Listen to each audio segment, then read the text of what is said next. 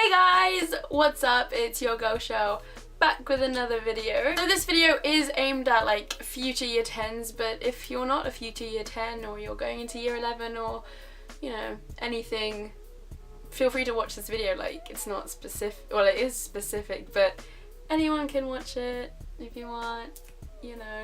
So for those of you who don't know, I just finished year 10. I'm 15, 16 in September, and I'm starting year 11 soon on the 6th of September. Wait, can't wait. Got GCSEs next year and then college.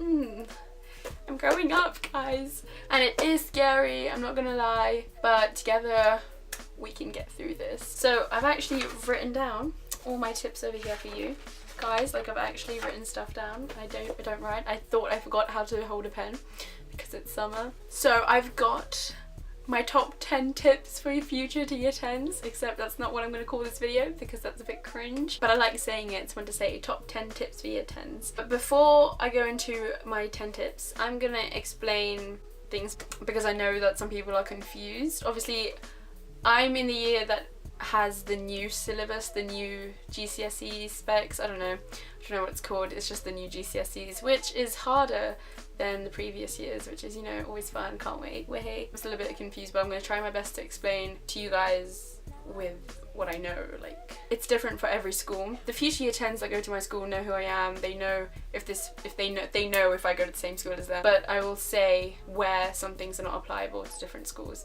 if you get me. So year 10 is the start of your GCSEs. It's when you start learning everything that you're gonna have to remember for your tests, your exams at the end of year 11. So that's a full 2 years of information just crammed into your head. So you still do your core subjects. You do English, science, maths. Those are the core subjects. If you go to my school, you have to do RE. It's mandatory for the full 2 years. I know some other schools don't do it at all. I know some other schools say you have to do IT. It's different for every school, but in my school we have to do RE for the full 2 years. Some schools do it for 1. It's different depending on what school you go to. We also have to do PE, but that's not going to be an exam. That's just PE because you've got to stay fit. And then you have your chosen subjects, so it's different again for every school. In my school we get to pick 3, so I took food P&N, business studies and geography. They're quite good. I didn't want to take a language or anything. I was like, oh, that's too much effort. Like, why would I learn to French when I can't even English? So for English you have 2 subjects. It's not just English, it's gonna be English language and English literature, but it's just called English. And then they'll tell you when you're doing like the language part of it and the literature part of it, and you have to listen so you know what bit you're doing, otherwise you're just gonna get really confused. So English language and English literature, which is called English Lit, but it's not very lit. It's very boring. But you know, it's what we have to do. And then there's triple science or combined science. If you're doing combined science, on your timetable it would just say science. And if you were doing triple science, it would say chemistry, physics, and biology. I know things are changing at my school and like you have to do triple science. If you were doing triple science, you're not doing triple science anymore. You're doing combined, something like that. I don't know.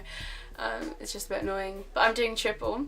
In your timetable it will say chemistry, physics, and biology all like different times, and you come out with 3 GCSEs from that. But you have, I'm pretty sure, okay, for triple science I think you have 3 exams on each like part. So you have physics P1, P2, P3, then chemistry C1, C2, C3, biology B1, B2, B3. And for the English ones, which I didn't explain, you have 2 for English language, paper 1, paper 2, and then you have a non-examined speaking. And then for English literature you have paper 1 and paper 2. Wait, let me just check. I have my English folder. It says you should get all the information at the start of year 10. So in my English folder it says English language paper 1, paper 2, and then a non-examination assessment, and then English lit, which is just paper 1 and paper 2.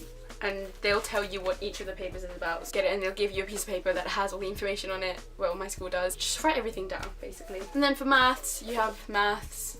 It's just maths. It depends on what set you're in. I'm in top set, so I'm doing like the higher tier stuff. and things from A level are being brought down to GCSEs, so like really, really hard stuff, but it's better for when we go to college so we don't have to do a really hard high jump, you know, the jump between like the stuff we learn and how hard it is if you're going to do maths in college. And you get 1 GCSE out of that, but there's 2 papers, so paper 1 and paper 2, non-calculator and calculator, basically how it's been all of secondary school. Then your chosen subjects, it's different. I know that I have, I think 2 or 3 geography exams. I think it's only 2. I don't know, 1 in physical, 1 in human, but it's just 1 subject on your timetable. Then I have food PNN, which is food preparation and nutrition, which is a new thing. Like, it used to be called catering, but now we learn about the food science behind it. Do a cooking one for like 3 hours. That's the food prep, and then it's an actual written test. That's the nutrition bit of it. And then we have business studies, and we have 2 papers, and it's like it comes up as 1 subject on your timetable. But that's me, and those are my subjects and what I've chosen. And I think that's basically everything. I'm really sorry if I've gotten something wrong, and if you've heard something else and you're confused now. I'm really sorry, but it's probably just best to ask your teachers, like not me, because I'm kind of confused myself. But without further ado, I'm going to go into my top 10 tips. So my first one is don't expect it to be the same. Year 10, things change, man, things change. So different lessons, like before it used to be just science, but now it's chemistry, physics, and oh god, all of it. Things can change with your friendship groups, especially because I know that when we get into year 10 in my school,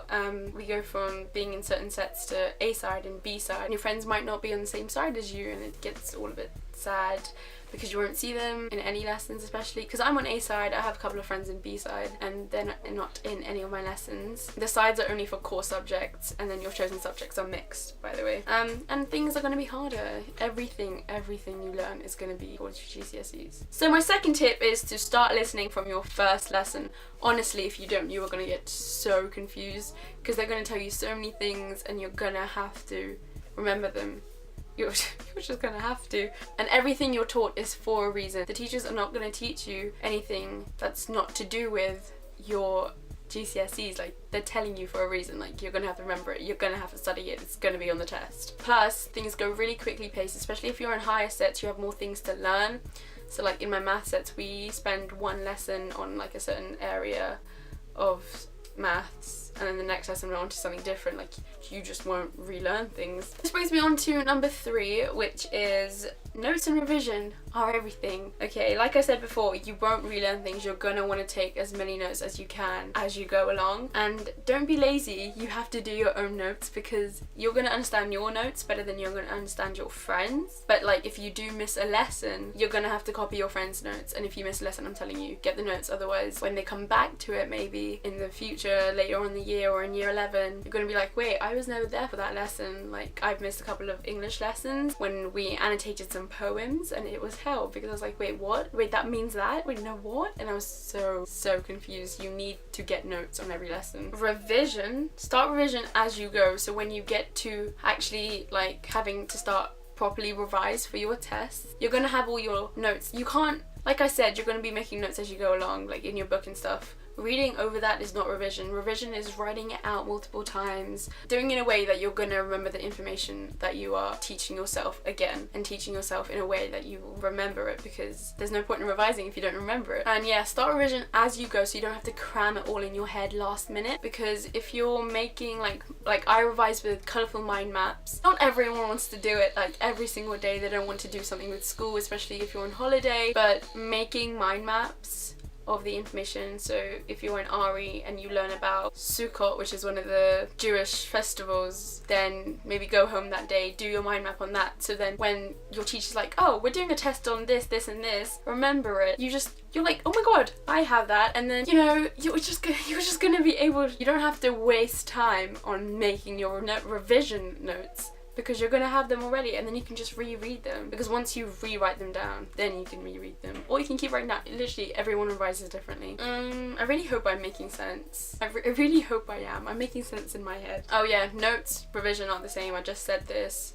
I'm reading from my little book, by the way. So notes aren't the same as revision. You rewrite your notes as your revision. So there are different types of revision. You can do mind maps, which is my like way of revising. I make loads of colourful mind maps so I can remember things, because I have like not picture memory, because obviously then I'd have like perfect memory. I can imagine it in my head, like an RE mind map, and then in the red over here the different types of prayers. And because I do it like rainbow order, I remembered that there were 9 because it was 7 colours and then 2 more, if you get me. Yeah, best to write them out, but you can do it on your laptop or your computer and stuff. Coggle is a good mind map maker which my food tech teacher uses. I'll leave that in the description below if you want to check their website out. Or you can do flashcards. You can get apps on your phone to revise with, so it's literally called flashcards if you type in flashcards into the Google Play Store or the App Store on the iPhone. Or you can do Quizlet, that's online, and I'll leave those in the description below if you want to check those out. And then one of the best ways to revise is answering exam questions. You need to get familiar with how questions are set out, otherwise you'll get really confused. Like if you don't do this and you have a test and then, oh my god, what am I saying?